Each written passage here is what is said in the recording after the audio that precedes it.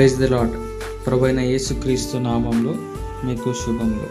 ఈ దిన వాగ్దానము, నేను మిమ్మల్ని ఏర్పరచుకొని నియమించితిని.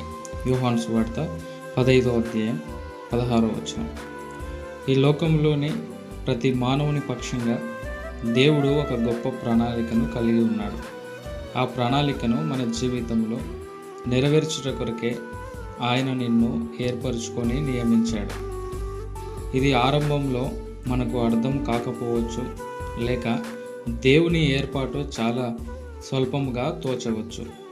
కానీ తుదకు దేవుడు తన పరిపూర్ణ చిత్తమును నీ జీవితంలో పూర్తిగా నెరవేర్చబడుతూ ఉంది.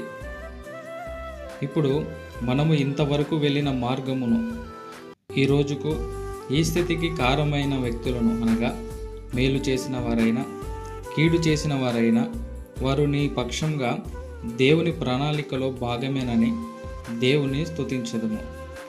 ఇది మనము యోసేపు, దావీదు, దానియేలు వంటి వారి జీవితంలో ఈ అనుభవములో చూడగలము.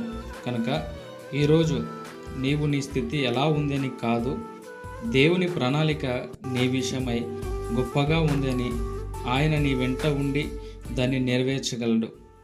ప్రభు చిత్తానికి అప్పగించుకొనుము. ప్రభు కృప నీకు తోడై ఉండునుగాక. ఆమేన్.